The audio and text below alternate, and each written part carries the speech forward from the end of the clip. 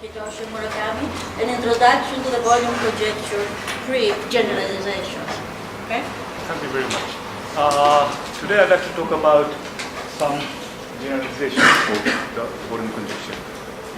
In my first lecture, I introduced the volume conjecture and proved the conjecture for the figure not case. And yesterday I gave kind of fake proof of the conjecture for general nodes and to start with,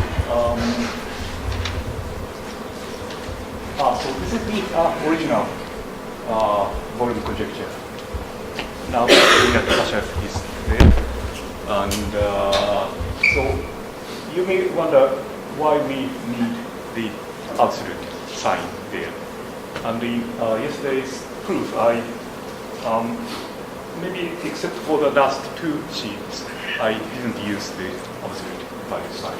So it's natural to ask what is the the log of the absolute value means the real part of the log of everything. So one natural generalization of the volume conjecture is its complexification, stated as follows.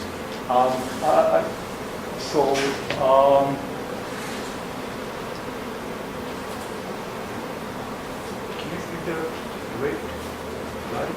No. Here. This is better.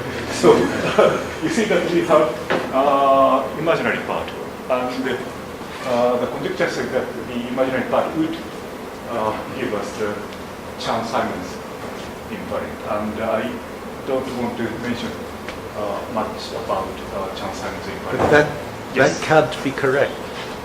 At least if you take standard branch of log, the imaginary part is always between 0 and 2 pi.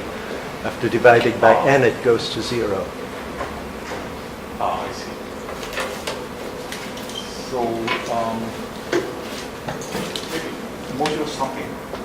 Do you have a right answer? Pardon? Do you have a right answer to the model?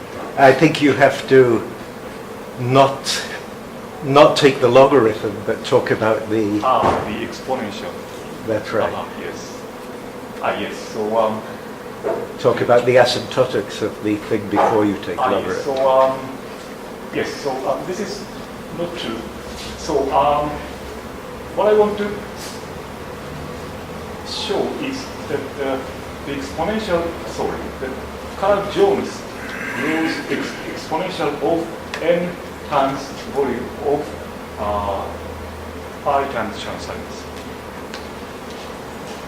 Yes, you're right. So, yes, this divided by n is misleading. Yes. Anyway, we expect, naturally we have as the imaginary part, the Chern-Simons. And, but I don't know whether the Chern-Simons is defined for non-hyperbolic nodes. So we may regard the left-hand side as the definition of the Chern-Simons, if the limit exists. And as I told you yesterday, we can calculate the volume from triangulation depending on node diagram.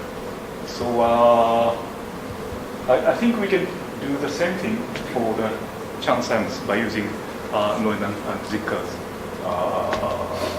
result on Chern-Simons, a combinatorial way to calculate the Chern-Simons invariant. So next generalization. So in the original volume conjecture, we have n-fruitability here. So I'd like to change the parameter 2 pi I here slightly. So in the volume conjecture, the right-hand side corresponds to the right-hand side is the volume of the complete hyperbolic structure of a knot complement. And So in general, the complete structure can be deformed into incomplete one by. As you know, if you want to make a complete hyperbolic structure from tetrahedra, we glue them together and glue them so that the gluing condition around all the edges should be satisfied. And moreover, we need Euclidean or completing structure so that the cusp is Euclidean. But if we forget that complete structure, we may have incomplete structure. So similarly, we may expect that if we change the parameter to pi I, then we may have the volume of incomplete structure. So that is, so we deform to pi I by a small parameter, small complex parameter u, and take the same limit, taking log and divided by n. And what do we have? Note that when u is 0, this corresponds to the original volume conjecture or its complexification. Okay, so and again I will talk about the figure note because so far the known solution to the volume conjecture is only for the figure note. Did you do for 5-2 note? Did you prove the volume conjecture for the 5-2 note? Yes. Okay. So the result with Yokota is as follows. We take u to be very small and not rational multiple of pi I, then this limit exists. And so this is a function of u, a small parameter, complex parameter u. So we put that function to be h of u after some multiplication by u plus 2 pi I. And then this h of u is differentiable. And if we put v of u to be the derivative of h, twice of derivative of u minus 2 pi I, then this v function satisfies the following condition.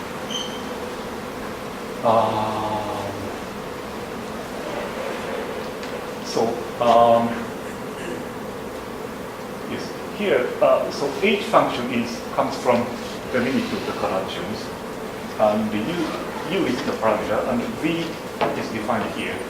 And I'll tell you later kappa of gamma sub u. And figure note sub u is the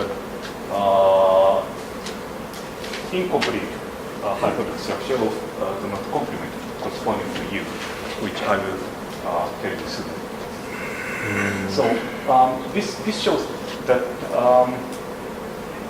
if u is small enough, and then we can deform the complete structure of the figure note, and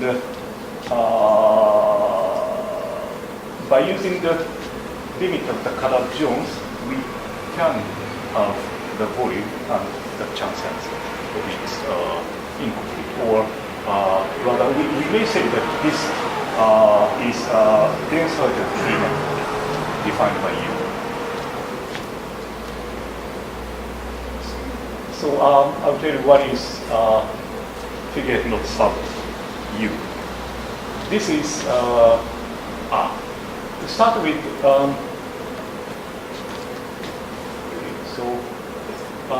This is first of all, this is defined as a deformation of the complete structure by this representation. So if we take representation such that the meridian of the figure note will be sent to this matrix, and the longitude is sent to this matrix. And then this defines incomplete hyperbolic structure, and we can complete the incomplete hyperbolic structure to get closed three manifold. This is that closed hyperbolic three manifold. So in general, if we take this representation, we have incomplete structure, and if we complete it, we may not have a three manifold. By completion, we may have one point completion, or adding a circle. And we assume here that this gives adding a circle completion and makes the incomplete structure into a complete one. And the result is a closed three manifold. And if U is 0, this representation gives you the holonomic representation. That is the representation corresponding to the complete hyperbolic structure. And if U is not 0, the structure is not complete. And if we have this representation, as I told you, we have in general incomplete structure, and by completion we may add one point or a circle. And if we add a circle, that circle is denoted by gamma sub u. And this is the picture of completion. So this is the figure of complement, and the green or the green one is the outside, and it has incomplete structure. And we complete the structure by adding this gamma. And by adding this gamma, topologically it is a tensor J. If U and V satisfy this equation. So here V is the image of longitude. And the kappa appears in the formula here. Yes, here. This is the length of the gamma plus I times the torsion for gamma. So if we test them together, this gamma is in hyperbolic three manifold. So if we go around gamma, we have length, hyperbolic length. And if we go around, we may be twisted. So suppose that we have a normal vector here, then we go around this gamma, then the normal vector may be twisted by some angle. And this is called the torsion. And kappa is the length plus I times the torsion. And it is complex, sometimes called complex length. And the torsion is modulo 2 pi. So this is the meaning of the right-hand side. So again, together with the limit of the color Jones, and with this geometric quantity, we have the volume and chance size. Remember that by result of Neumann and Zagier, and also by Yoshida, they proved that the volume plus I times chance size of a dense-sized manifold can be obtained as analytic function of this parameter u minus pi kappa over 2. So this is something like that. So this part is there. Maybe we need to multiply by square root of minus pi. But anyway, this corresponds to their analytic function. So this theorem says that we essentially have Noimanzaki and Yoshida's analytic function by using the limit of the Color-Jones polynomial, at least in the case of the figure.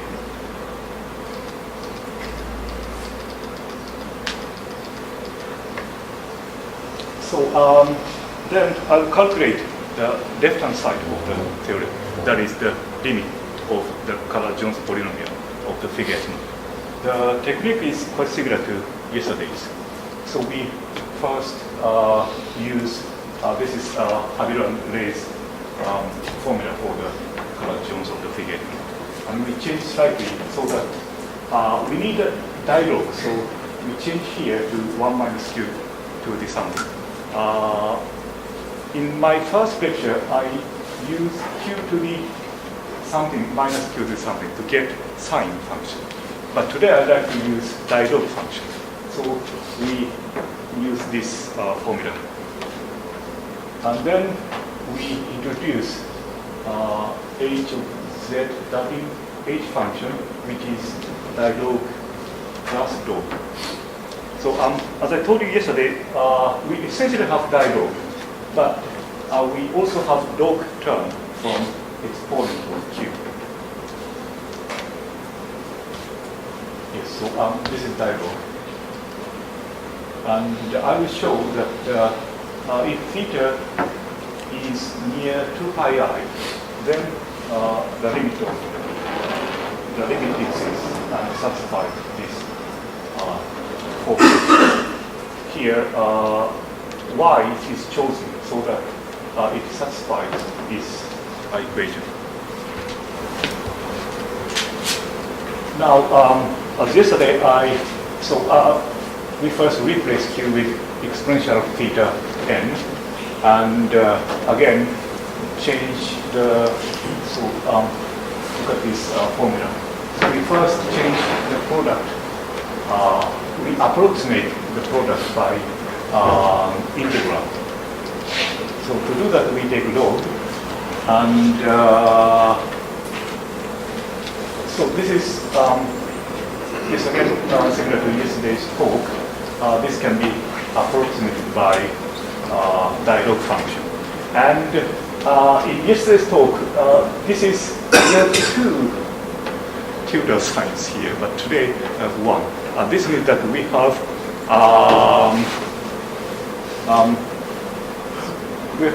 we can precisely calculate the difference of these two, and we can estimate it properly. So our calculation is rigorous. So anyway, we have dialogue from the product. Therefore, the Color-Jones can be expressed as the sum of, here we have q to the something. So we have exponential I theta and the exponential of n times some dialogue function. And we change, so we put e to the I theta in here. Then we have exponential of, because we need n over theta, so from, so we need to, we have to add here j theta squared over n, and it is exactly the same as this log term. So we need to add log term because of this exponent term. So we get the summation of exponential of n times this h function. And this is, we again have two Tudor signs, but this is not good. Anyway, we choose a suitable contour, and we can change the summation into an integral. But I can't tell you how we can choose contour here. But this again, this approximation is accurate. And then we apply the so-called saddle point method to find the maximum of H function, or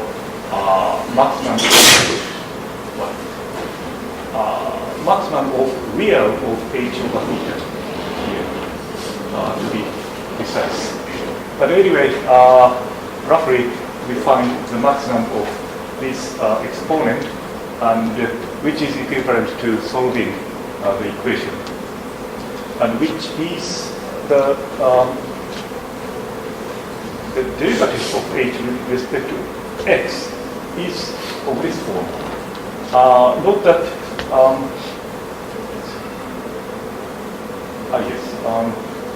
yes, theta is a given complex number, so we can choose X so that it satisfies this equation. And so we find Y so that it satisfies this equation. And this is a quadratic equation, so usually it has two solutions. But because this is just a single summation, and this is just a integral on complex plane, we can find exactly which solution to choose. And then we choose Y properly, and by the saddle point method, we can explicitly have this asymptotic. So we have the limit of sorry, I again draw log here. Log of Jn over n. So take log and divide by n, and multiply by theta, we get h function here. And note that y is a function of theta. So if we fix theta, we can choose y properly to satisfy this asymptotic. Yes. Sorry? Drop what? Yes, sorry, yes, I don't know. Yes, thank you.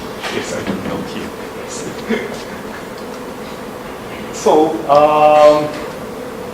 we should be careful about this, but roughly, if we put u to be theta minus 2 pi I, the exponential of u is the same as exponential of theta. We have this formula. But again, we need to careful about the imaginary part, but this is correct formula, where we put h of u to be the h of y and exponential of theta. So, there are I'm puzzled. Yes. I didn't really understand this, yes. but for the ordinary volume conjecture, the Yes. proof depended on the fact that the volume, Yes. well, the bit that contributes to the volume has a maximum. Yes. And now you've got a complexified version. Yes, Don't you so- need that the imaginary part has a maximum at the same place then? So maximum of real part of this. Yeah. So theta is near to pi I. So in a sense, it is near imaginary, purely imaginary. So we take imaginary part of it, so imaginary part of h, in a sense. Yeah. So it is similar to the usual volume conjecture. And let's see. Yes. So volume comes from imaginary part of h. Yeah. So we take in a sense, maximum of volume. Okay. But why do you have any control on the real part then? Of the real part, if you're just taking maximum So of the... this is the point of the saddle point method. And if you take, for example, if you take the limit of the imaginary part, then the real part is minimum, because it is a kind of saddle. So it is the maximum with respect to imaginary, and on the other hand, real is minimum. and we will take the saddle Okay.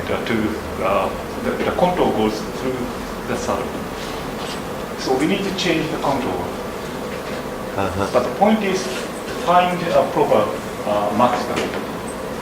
So until, yes, there are two solutions to this equation.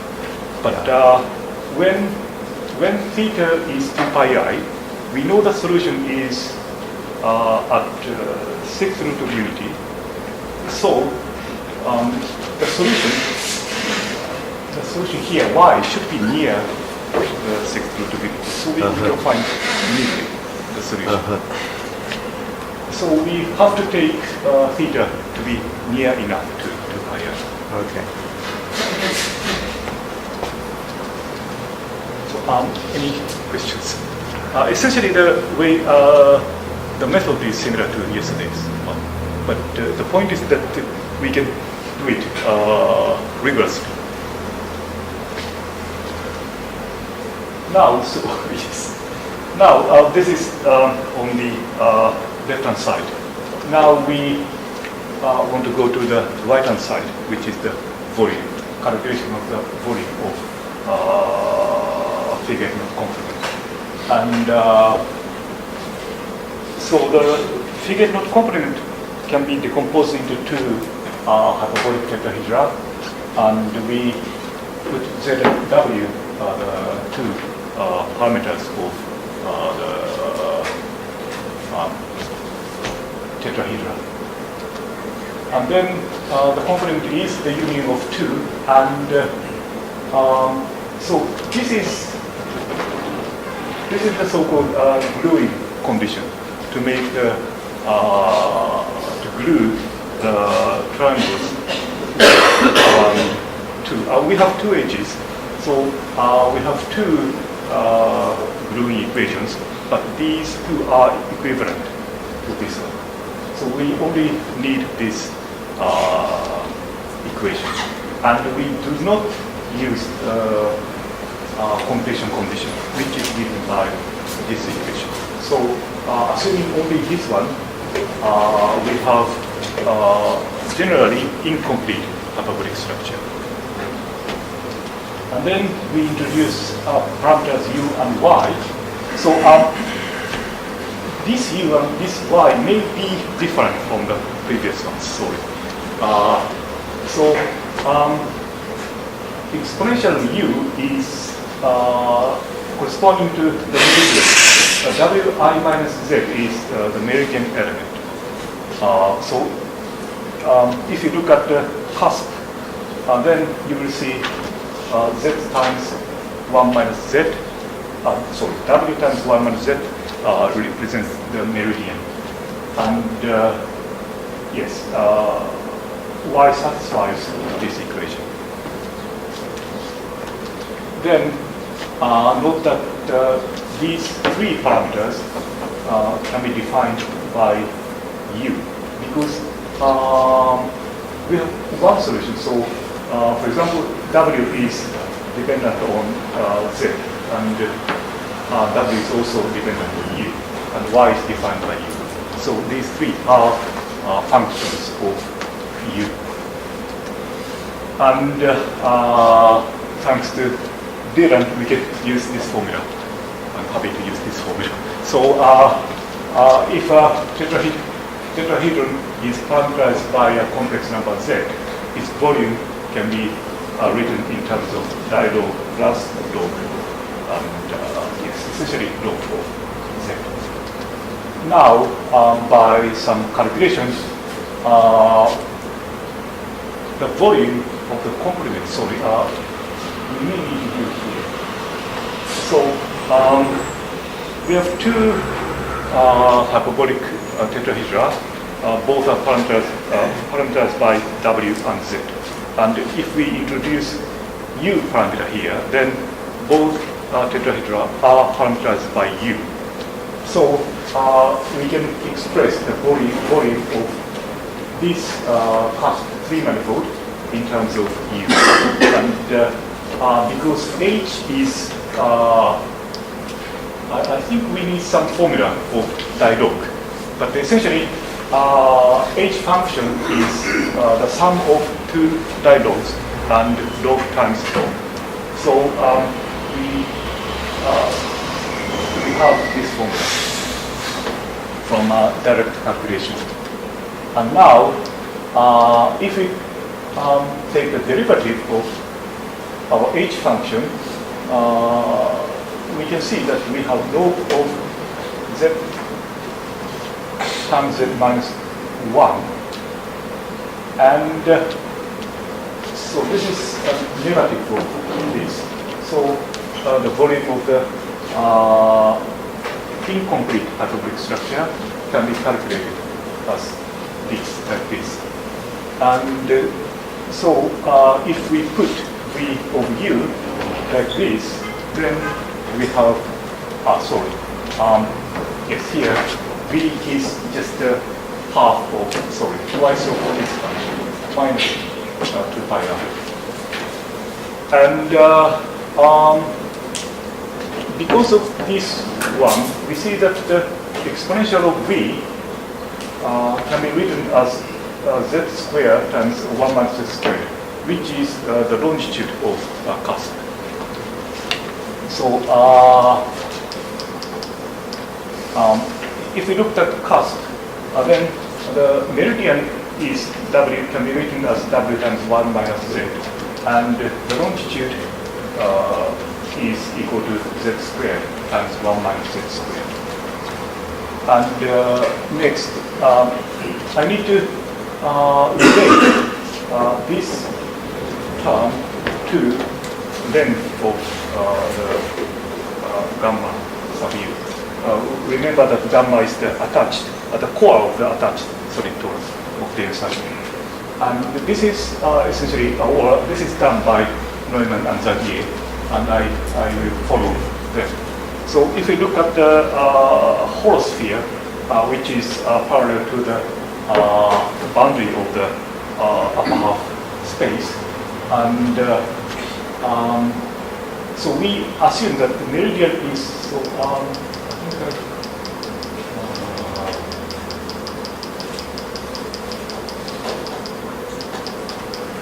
yes, so meridian is sent to this and this, and on the C plane, this acts on C by Möbius transformation. So meridian is just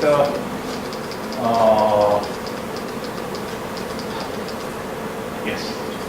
So by Möbius transformation of that matrix corresponding to the previous matrix, we assume that meridian is just z times the exponential of u plus c times something, and the longitude is sent to exponential of v times z plus something. And of course, if u is 0, this gives the complete hyperbolic structure, because both defines shift on translation on a C3.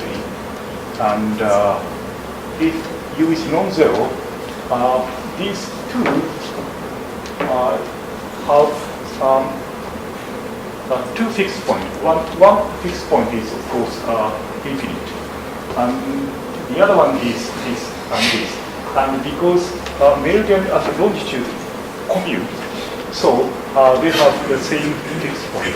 So this finite fixed point should coincide. And if we change the coordinate, we can change the coordinate so that the same fixed point is 0, and the other one is infinity. So meridian, both meridian and the longitude will send to multiplication by a complex number. So this defines, mu defines the multiplication by exponential of u. So this is rotation times enlargement. And also v defines rotation and enlargement. And that can be described in this way. Now, we assume that the u defines density, not the generalized density, so that the completion of the incomplete hyperbolic structure defines the empiric It corresponds to the case where PU plus QB is equal to 2 pi times square root of minus 1. So this is a general case. But in our case, we assume that P and Q are co-prime integers, as usual, tensor. So we assume that you define the PQ tensor, and we choose R so that this matrix, the determinant of this matrix is 1. This can be done because P and Q are co-prime. And then gamma sub u can be described as R times meridian plus S times longitude by using these R and S. Because if you look at the cusp torus, so we attach, when we do dense surgery, we attach solid torus, and the meridian of the attached solid torus is defined to be this one. And the gamma is the longitude part. So the meridian on the boundary of the solid torus, meridian and the longitude makes the basis of the homology. So we assume gamma sub u can be written like this way. So now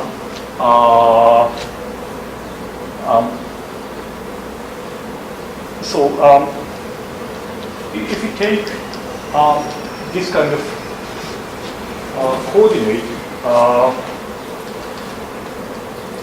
so r times u plus s times v, exponential ru times ru plus sv defines a complex multiplication.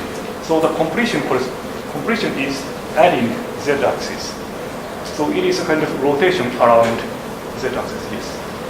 Yeah, can you choose RV or are they determined? Sorry, this one? Can you choose R and V or are they determined by, because on the previous slide you said choose R and V. No. If we choose R and S. S, I'm sorry. So this is defined uniquely. Well, uniquely up to Yes, adding plus and minus sign. multiples of P and Q. Yes. So you know that this is just on the core of the attached solid torus, we have meridian and longitude, and gamma u is the longitude, and the meridian is this one. So this is a kind of You always can add multiples of the meridian. Sorry, You can add a multiple of the meridian to the longitude, no? multiple meridian to the longitude. No. Because we fix dense surgery. We'll still have that determinant condition in here.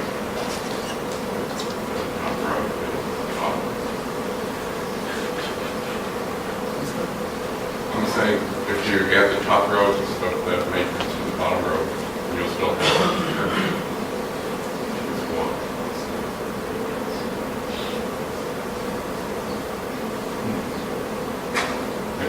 Sorry. I think that's what Gregor was saying, is that if you have one longitude, you Yes. can get another homological, you can get another curve that intersects the meridian in one point for many others.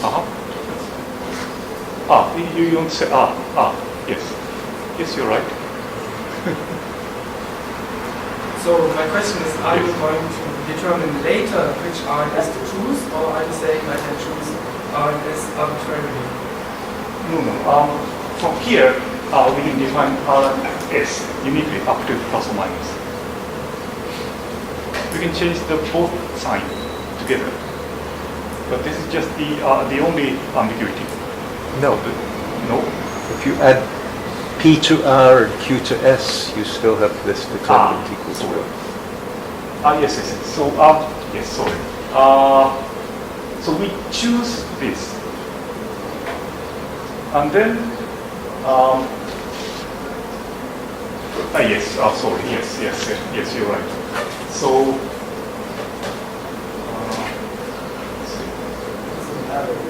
But it doesn't, I think it doesn't matter in the end, because you're going to be changing, you're going to be exponentiating. So the peak one goes in. For this one, the meridian is the curve that's filled in the state. yes, so So choose, yes, so Gregor is correct. So choose RS so that the determinant of this is 1, and put, or we may assume that gamma u can be expressed like this. And of course, there are ambiguity of longitude. Yeah. But it doesn't matter because here we use exponential. So the ambiguity disappears. So here we take log, but indeed we take exponential. So this is, you see, e to the u, which is the median corresponds to the multiplication by e to the u. And we do r times, we do it r times. And then we do longitude s times. And this gives a rotation and enlargement, multiplication by a complex number. And so on the C plane, and we look at the Z plane, so our completion is just adding Z axis. And on C plane, we have a complex multiplication. And correspondingly, we have enlargement of Z, which is just the absolute value of this exponent. And the rotation is the argument of this number. So, yes, so by multiplying this complex number on C plane, we have on Z plane a multiplication by exponential of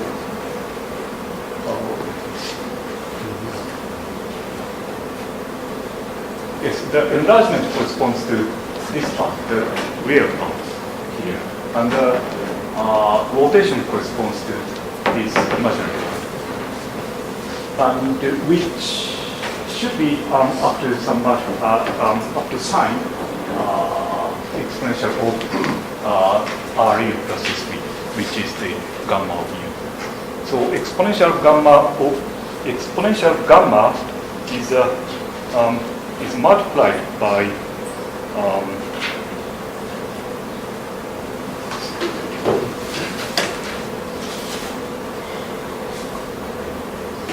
yes. So on C plane we have a kind of rotation plus enlargement, and completion is just adding the origin.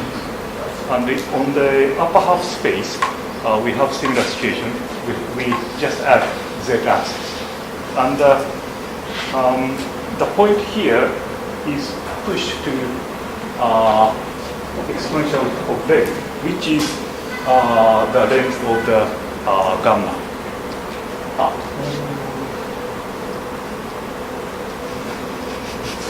Yes. So, yes, I write it here.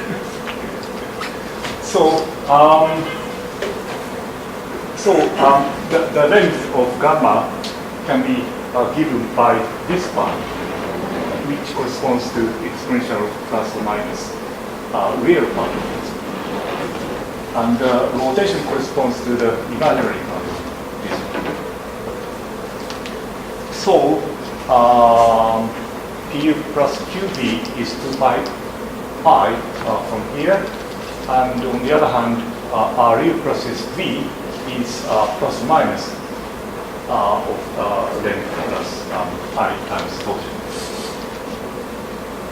So, by solving this equation, we have the length is plus or minus of 1 over 2 pi times imaginary part of u, v bar. And we choose the negative sign so that u and v makes a positive coordinate on C. So I proved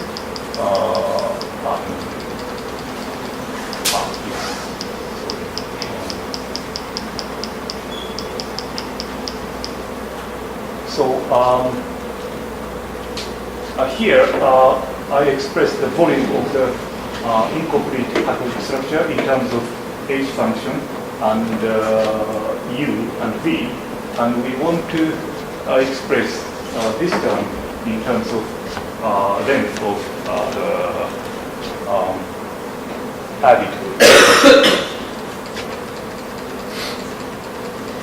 Now by a simple calculation, the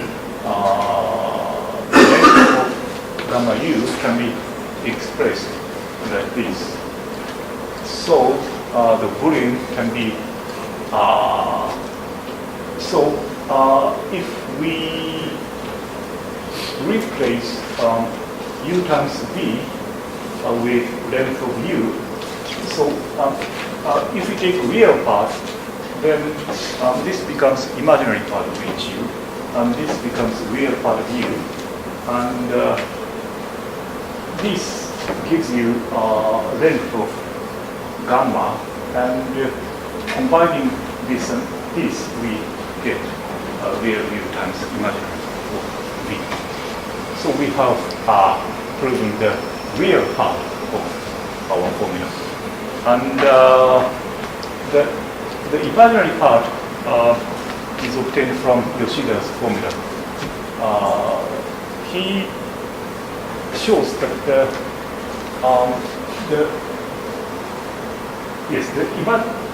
imaginary part of this one will give you the Chern-Simons invariant. What was K? Yes. K? What was K? In the part K. Pi K U. The last term pi K gamma U. Okay. This is the length times I times Tojo. The length times what? Length plus I times Tojo. Okay. And the Tojo gives the Chern-Simons. This is Yoshida's formula, which was conjectured by Neumann and Zagi. So if we know how to calculate the limit of the color Jones, it is not so hard to guess this formula holds. But of course, the analysis is difficult. But this is not so surprising. And in general, we conjecture that for at least for hyperbolic note, if we assume that U is small enough, then the limit exists. So yes. Not purely. Yes. Not rational multiple of pi. Yes, except for 0. Exactly. So yes. But then it's false. It's not negotiable. Yes. But also, it's a conjecture about the asymptotics of Jn before you take logarithm. Yes. So yes, thank you. Maybe it's better to express in that way. So we drop n and drop low. So J.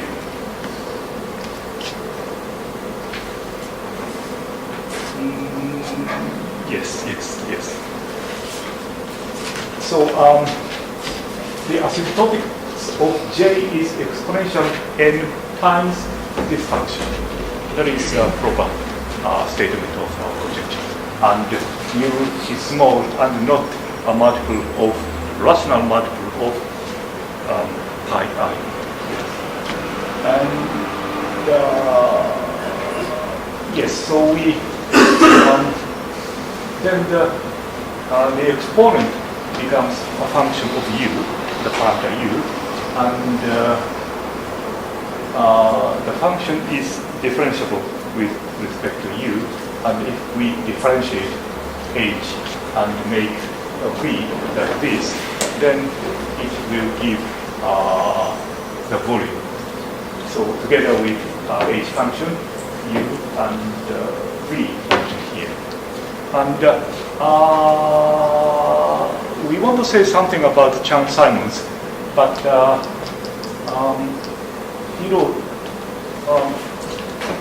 kappa here, length and torsion is very geometric quantity, so I don't know how to express it in terms of u and v. So u corresponds to meridian and v corresponds to longitude. But at least for volume, we can express in terms of u and v. And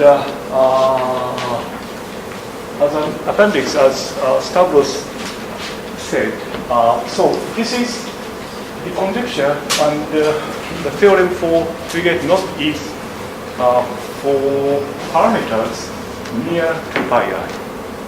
On the other hand, there's a theorem by Garfaridis and Kande where our parameter is small enough, so near zero, the limit does exist, and it is 1 over the Alexander.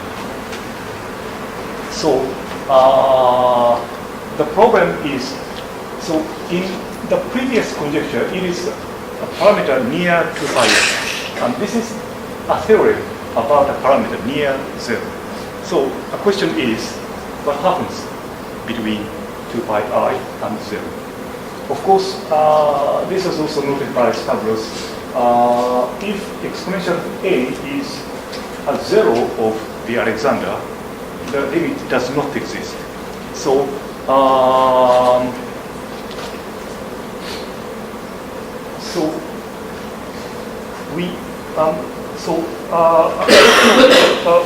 what exactly happens? So there should be a kind of jump from convergence to divergence, and I don't know what happens between them. So this is one of the first of the appendix, and last of all, I'd like to answer a couple of frequently asked questions. First is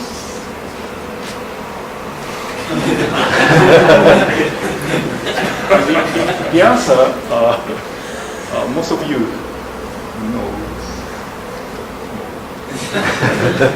And this is a very, very common questions that I've been asked.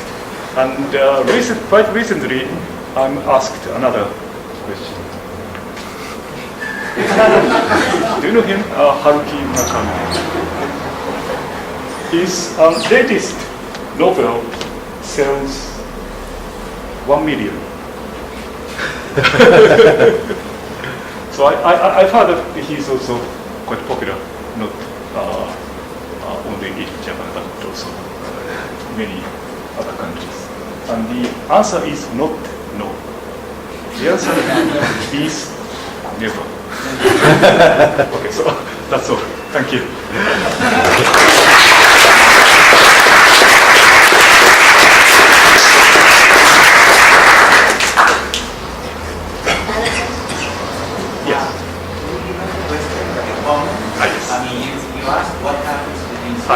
Yes. Yes.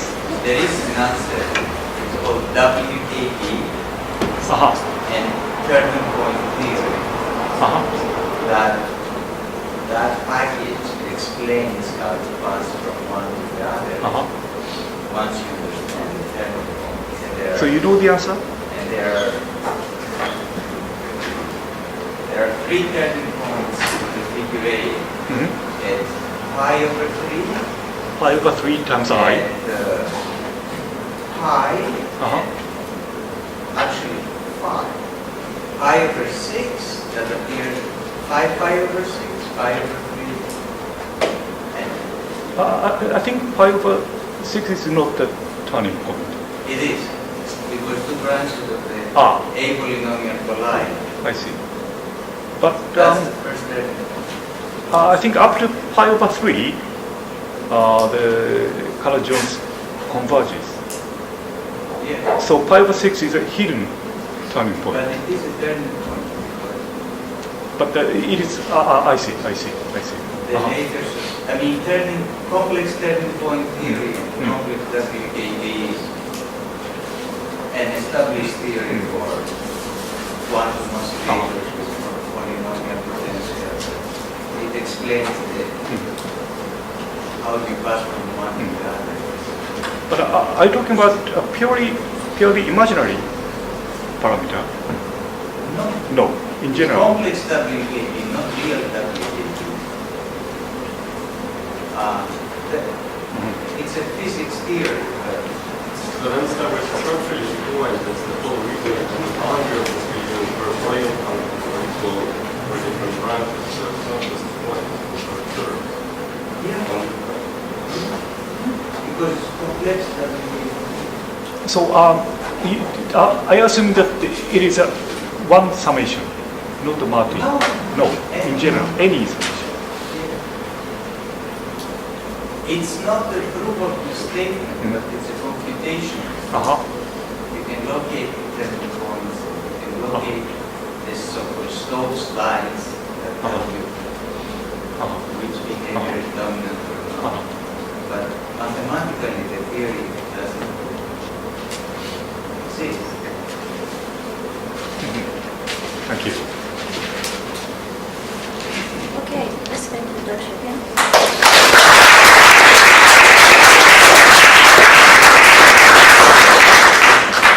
The next talk is at 11:20.